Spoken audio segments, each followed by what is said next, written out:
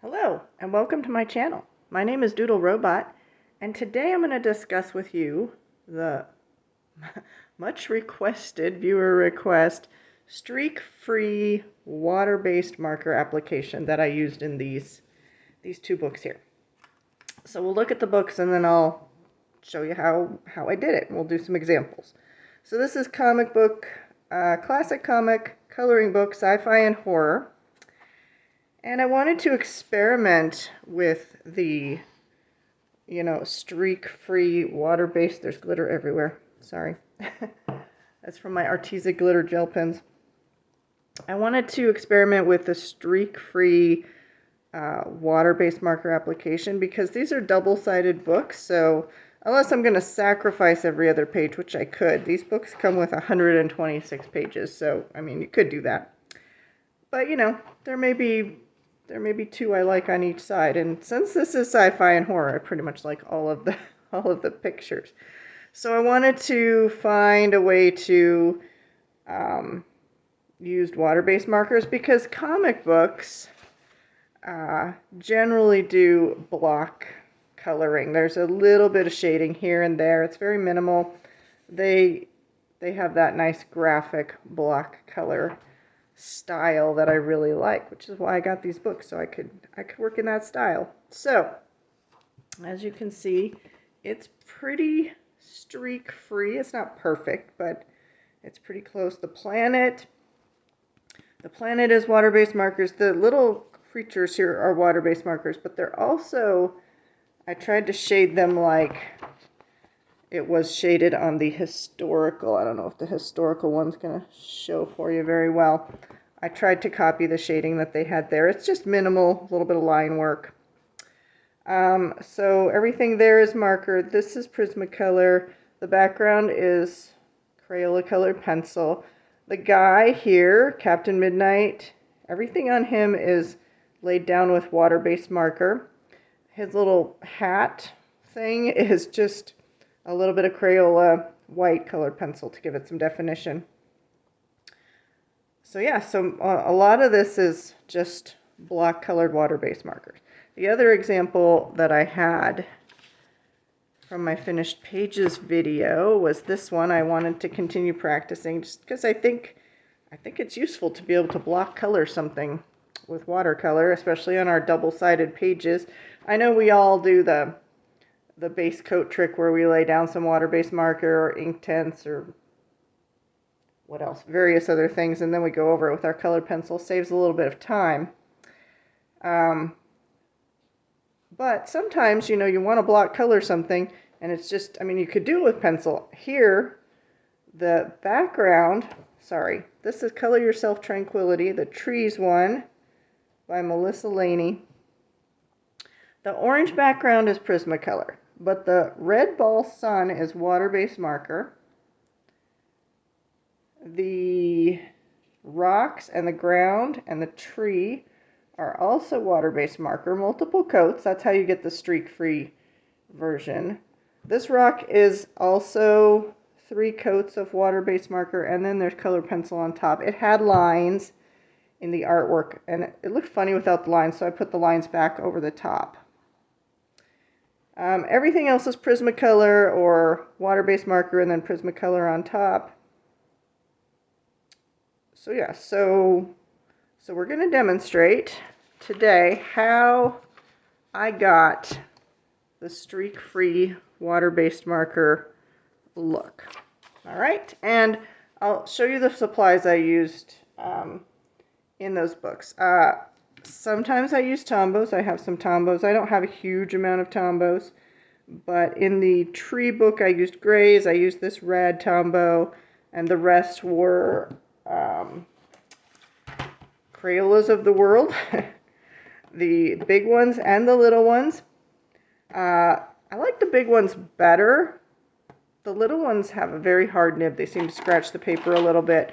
And the only one that kind of leaked through a smidge or ghosted was a super dark one from the tiny little nib. These nibs are very, very small. But I do like these. Of course, they're Crayola, so they're a very good product. I do like these. I prefer a brush nib better, much more than I like the nibs of the Crayolas, although the big nib I like better. But they have good colors, so I use those on the trees and the dirt in the tree book. And in the comic books and the tree book, I have a set of Ohuhu water-based markers. I have the 100 set. I believe when I bought mine, I bought these, gosh, it's been at least a year. It's definitely been a year, maybe a smidge more. I believe they only had 100 when I bought them. That was their biggest pack. I think they have 160 now. And now they also sell little packs of things like skin tone colors, etc. and so on. The only thing they're kind of lacking is grays, which is why I bought the gray pack of Tombos. And with the exception of the gray pack of Tombos, all my Tombow markers have been picked up just at Walmart. When they sell a 6-pack, I snatch them up. So those are the only water-based markers I have. I'll show you my swatches here. So I have my Ohuhu water-based markers, I have Tombow, and then this is Colors of the World. They're super nice. Sorry, my lights are set up for when I zoom in the camera when we test stuff. So, all right, so here we go. Let's zoom in here. We're going to be working in the classic comic coloring book. This is just all genres. We're going to work on this, this page. I already got one a little bit started here, the horrific page. So, but let's go over the directions and then we will demonstrate. So I'm going to zoom you down. Okay, so, sorry for the chair noise. For streak-free water-based marker application, here's what we're going to do. You'll want to test your paper and colors. I haven't tried this on Amazon books yet, but that's kind of next on the list. So in my books here, there's no place to test in this book. So this is the same paper as here. I tested right here. Do I have you in screen? No. There we go. I tested here just to see what the colors would look like. You can see me doing like rock tests there. Obviously that didn't work out. And then in the classic comic coloring book, I had to make my own test area again.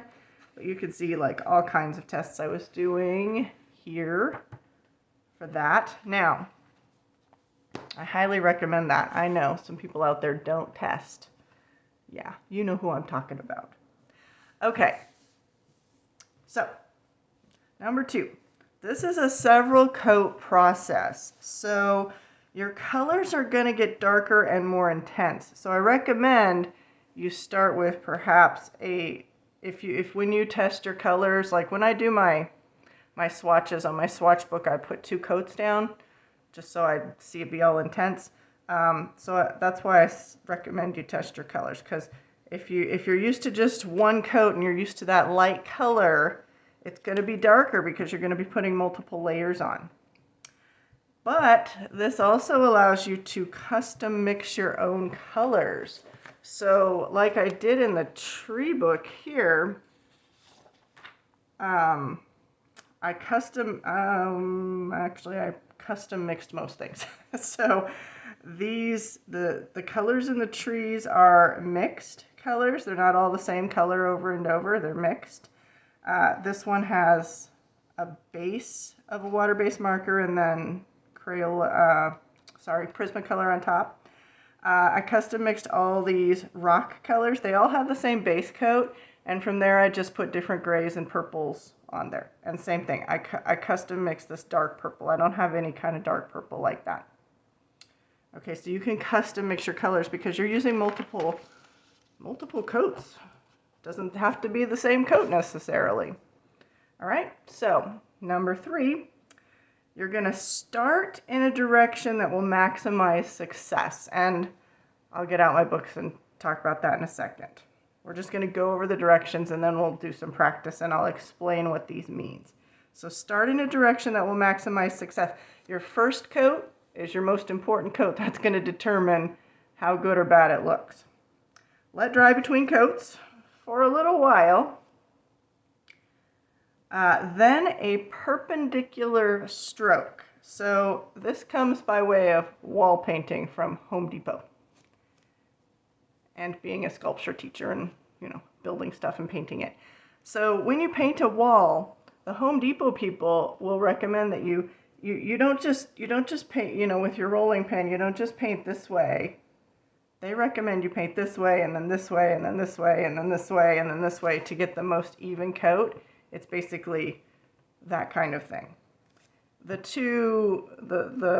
perpendicular or the cross hatch is going to disguise the streaks, basically, and I'll explain why that is in a little bit. And then if you need a third layer, if it still looks streaky or whatever, I would recommend going in yet a different direction, so a diagonal stroke if you need it.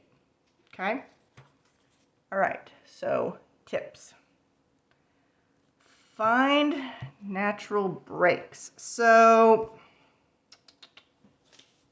when you're doing a large area, I wouldn't recommend this for a hugely large area, but when you're doing a large area, like the planet was challenging, his little cap and his body were not challenging, the little guys weren't very challenging, but the planet is big.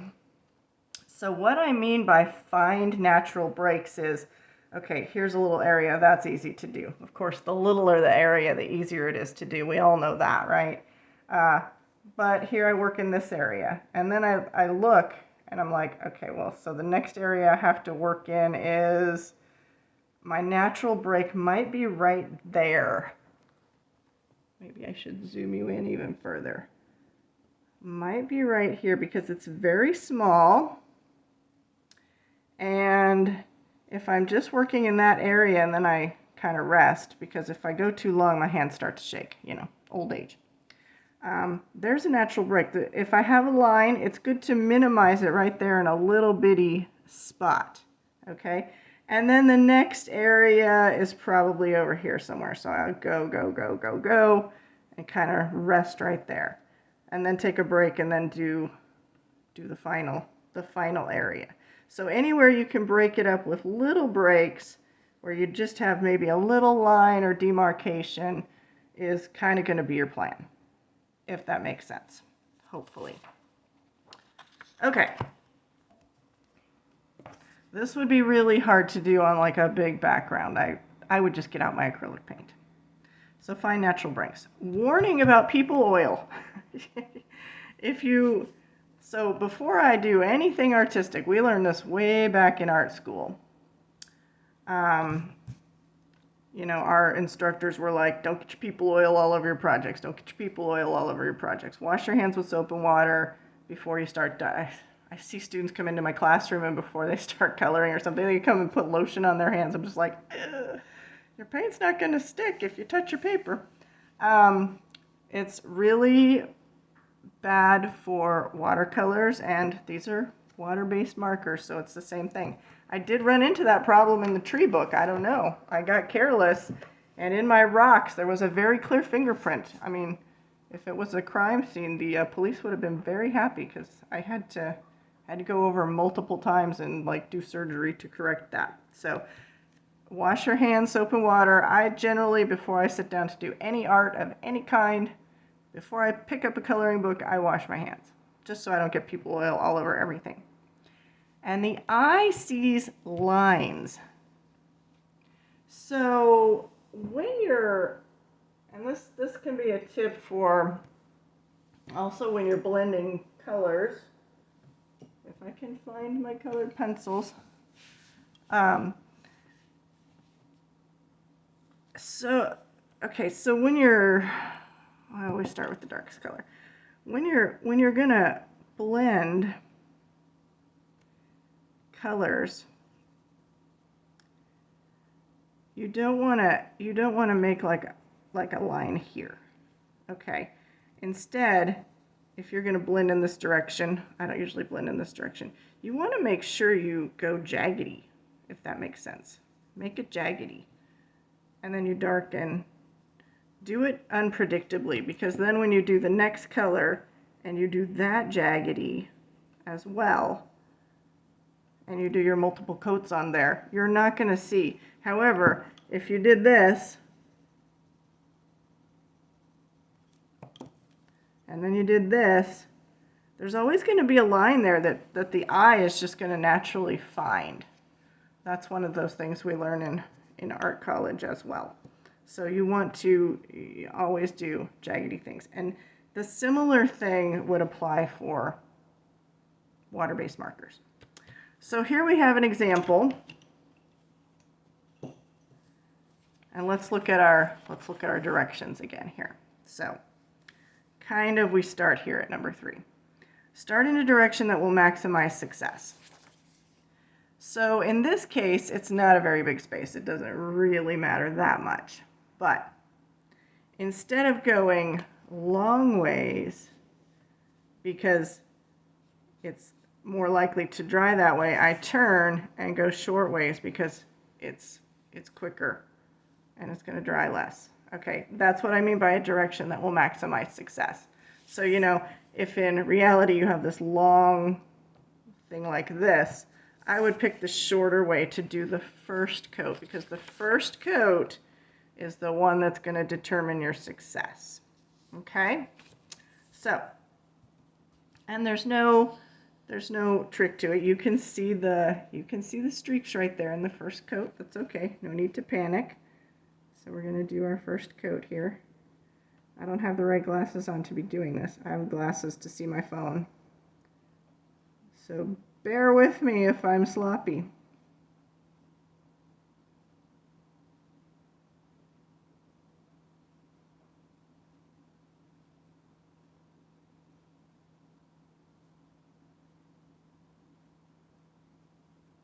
Okay. All right, so there's my first coat. It's all streaky, just like that. All right, so I did this one earlier so I could let it dry. I'm going to put my other glasses on for this. All right, so now we're going to do the crosshatch coat, and you're going to see most of the lines will disappear now. I'm using a Ohuhu water-based marker number 42, in case you're wondering. And notice how much darker it gets. This is just cheap copy paper. So it's like your Amazon paper basically.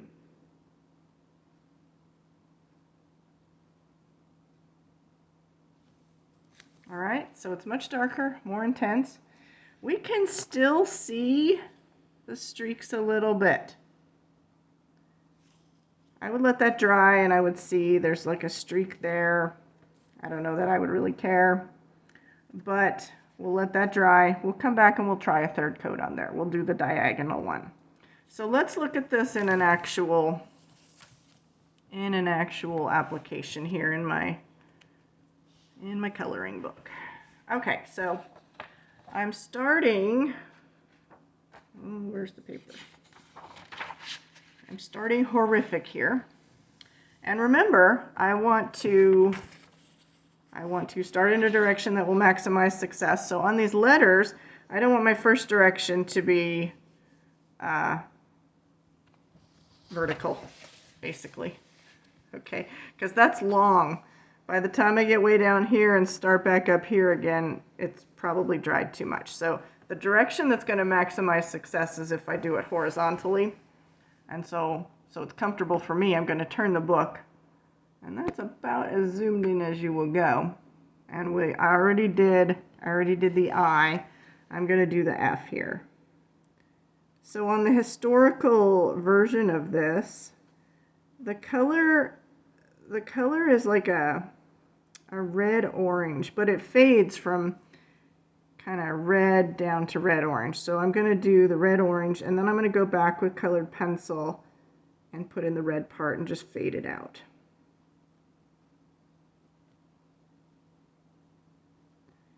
And I'm not scrubbing or anything because we all know that that would peel the paper and that would make it leak through to the other side. So I'm not doing any scrubbing or anything like that. It's just a quick line application. And like I said, the key here is to really let it dry.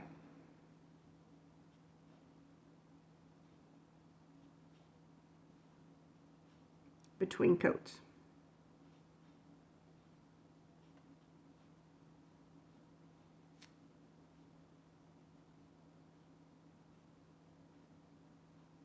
It's a big area, and so my hand,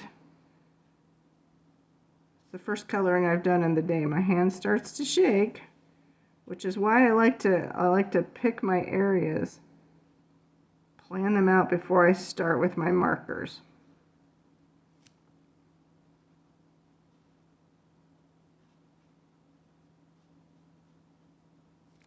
All right, so that's exactly the same thing I did on the I that I just did on the F. So we're going to go on the I now, since I've let that dry, and we're going to do the perpendicular stroke, the crosshatch. So this was horizontal, I'm going to do this vertically now. Let's get you in screen here. Okay, all right, here we go.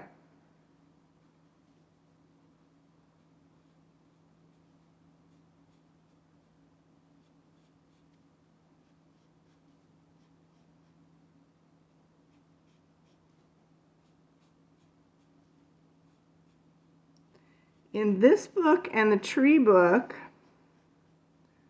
I've done 3-4 coats with no problem, although you can see it does start to break down the paper. You can see that happening when you do it. We're going to test in my little circles, my little ovals that I made. We'll test it on Amazon paper, see what 3 coats does. How much does it break down the paper? All right, there we go. So you can see the difference. Darker, lighter, less streaky. If I really wanted to get out more streaks, I could do the diagonal, and I may do that. I'm going to let that dry. All right, so let's look. Let me set that aside. Let's look at our, I think we're going to try the diagonal stroke here now on our Amazon paper, because we can still see the strokes, and you can feel the paper. This feels smooth. This feels a little roughed up. This is even more roughed up. All right, so let me situate the paper so we're going diagonally now.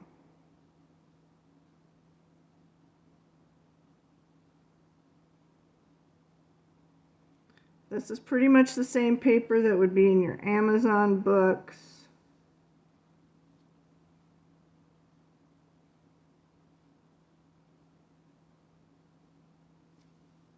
Ah, yeah, that's very nice. No peeling. I can see the paper getting roughed up, but there's no peeling. You can still color on top of it. So where might you use this? Of course, in any double-sided book that you don't want to mess up, but I was looking at some of my Amazon books. There are some books that, you know, I'd prefer to use alcohol markers, but like in this book, the Angie Grace books, she uses pretty light line work compared to, say, a darker line work like this where alcohol markers would work better. So this might be a place where I would want to use water-based markers, just because you know how they bleed. They bleed quite badly over the dark lines. So your option is to kind of either use pencil or darken the lines, or perhaps a water-based alcohol marker. And we all know that the smaller the space, the easier it's going to be. When you get to the bigger spaces, it's trickier. But you just have to have the patience to do multiple coats in basically opposite directions. So it's not a brain surgery kind of thing. It's a pretty easy trick. That's just it. It's just about multiple perpendicular strokes. So that's all. I thank you for joining me today. I appreciate your time. I hope you have a wonderful day. Live long and prosper. Bye-bye.